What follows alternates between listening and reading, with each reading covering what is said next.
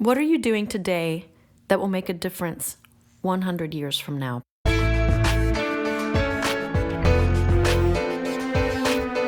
Welcome to the Brand New Me podcast. I'm Frances. And I'm Pam.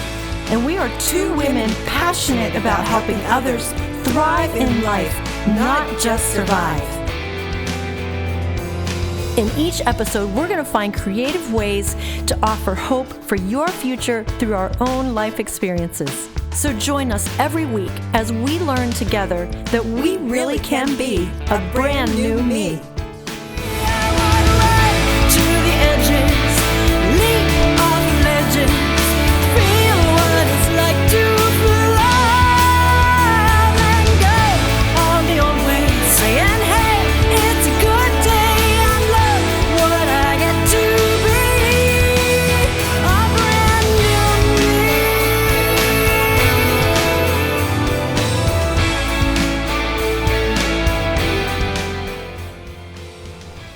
Welcome to episode number 77.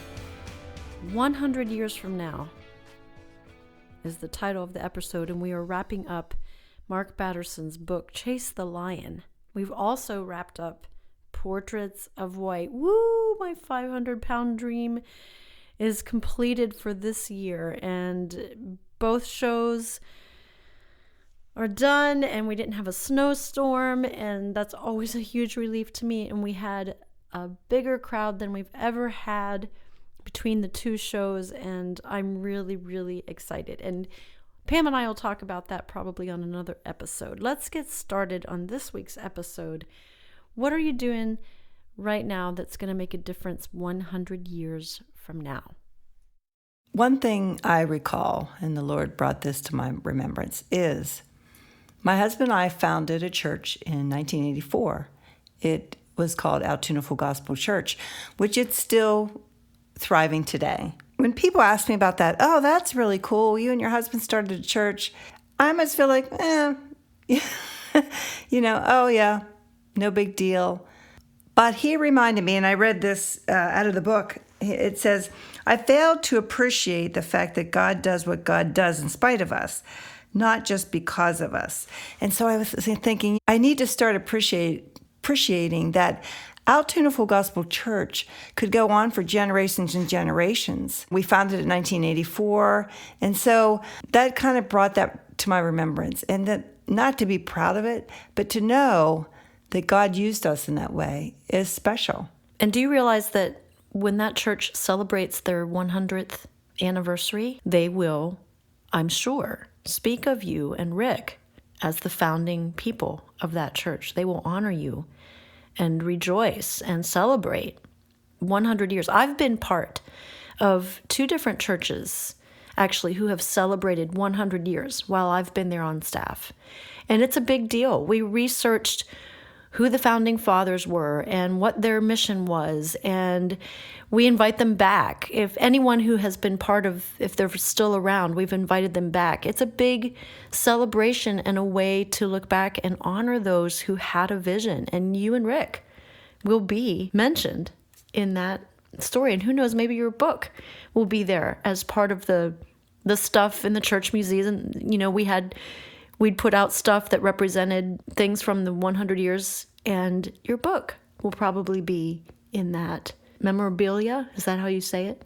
How does that make you feel? Now I feel like Barbara Walters. It's Barbara Wawa. Yeah, that makes me feel good. Because when you think back of all, when you start a church, it's not that much fun. For those who have done that, you understand. Those of us who have not started one, why do you say that? First of all, it is a huge leap of faith. Because you're thinking, oh, let's start a church and people are going to come. Well, if you build it, they will come. That's not always true. But we did start out with 30 people. And it did grow. We did not have a huge church. We probably had 200, if that, and even if they came every Sunday. But we knew that God had called us to do it. And so, yes, it's hard because, you're boots on the ground. You're starting out, you're kind of making the rules through the Spirit. You're trying to get your footage and, how are we going to do this and how are we going to do that? That being said, you want to be doing it, being led by the Spirit, not just doing what you want to do. So it's a very delicate situation. I'm grateful that we did it, and I'm grateful that Altoona Full Gospel Church is still alive today. That's a blessing to me. So tell me, what are you passing on to generations? Which I already know the answer to this, but I want you to speak to it. Because I know that 100 years from now, your songs will still be played and your songs will still be sung. Can I honestly tell you that when you ask me that question, I don't know, and I wrestle with that. This whole 100 years from now, I have to remind myself, maybe like you with the church, it's easy for you to say, oh, we started a church, big deal. It's easy for me to say, oh, I write songs, big deal.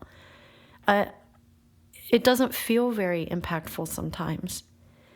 And then I'll experience singing one of my songs to a crowd, and someone will come up afterwards and they're crying and they tell me how they totally identified with that song and it said what they cannot say. And we'll talk about what they're going through in their life. And I realized that the song was a spark and a connection point for them. I guess I'd like to say some big fancy thing that I'm going to leave to the world. I don't have children. So I have to think about, well, who am I investing in? Am I investing in my nieces and nephews? I suppose we minimize in our own eyes what we do. And it's others who look at our lives and say, well, wow, you write songs. Your songs will exist long after you. But you planted a church. The church is still going. It will exist long after you. One of the reasons I blog these days, well, to be honest, my producer said, you're an artist, you need to blog. So I will be honest and say I started because he told me I should, not because I felt like I had something to say. I didn't even know what to say. But I finally started blogging. I think I called it the elephant diet, is when I got really serious. And it was, how do you eat an elephant? One bite at a time. And my elephant was to start this big Christmas show idea. And so I would write my ideas. And it was basically my place to say what I wanted to say. And I didn't care if anybody read it. I was pretty sure nobody would read it. But interestingly enough, people did read it. And actually, my greatest helper now, Cheryl Kennedy, was someone who was reading my blogs, and she would comment to me through emails or whatever, if you ever need help, let me know. Now I write my blogs realizing that I love to read what people have written, but I love it even more when we read books like Chase the Lion, when the author is still living and still going through life and still dreaming and still telling us the things we're going to encounter as dreamers. That is a beautiful gift to offer. I love reading Oswald Chambers and, older people that have been around. Their writings are around, but they're long gone. But I love also to read current life stories. And that's what I'm offering to people when I write my blog or when you write your book. You're offering a current dialogue and journal of what you're currently going through and how you're dealing with life. And that is something really special to leave to the world. I hope that my life has really had an impact on the world. Here's a quote from Mark's book. It says, when we stand before God, He won't ask us if we've been successful. He'll ask us if we've been faithful. And so all the things that we think of ourselves, I'm not that great, I can't do this, I can't do that, I'm not like this person, that does not matter. What He's saying, here's what I want you to do it. And then we do it. That's what's important. That's what matters. That's a comforting thought. I think it might actually be easier to be faithful than successful, depending on what you define as success. Here's an old man speech that was given by Dr. Halverson. And Mark includes it in his chapter, and I just thought it was really good. It goes for old women, too. You're going to meet an old man someday down the road, 10, 30, 50 years from now, waiting there for you. That old man will be you. He'll be the composite of everything you do, say, and think, today and tomorrow. His heart will be turning out what you've been putting into it. Every little thought, every deed goes into this old man. Every day in every way, you are becoming more and more like yourself. Amazing, but true. You're beginning to look more like yourself, think more like yourself, and talk more like yourself. You're becoming yourself more and more.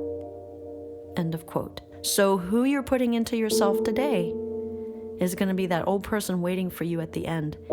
So if you want to be a great, fun-loving, happy, positive old person, be thinking about what you're putting into yourself today. This is wrapping up Mark Batterson's book, Chase the Lion. And I think it's a great way to end the book and end this series, reminding you that the choices you make today, the dreams you choose to go after today are forming who you're going to be 1 year from now, 3 years from now, 5 years from now. Jesus didn't die just to keep you safe. He died to make you dangerous. Can I tell you who I think you are? You are a lion chaser. So do what you were destined to do. Chase the lion.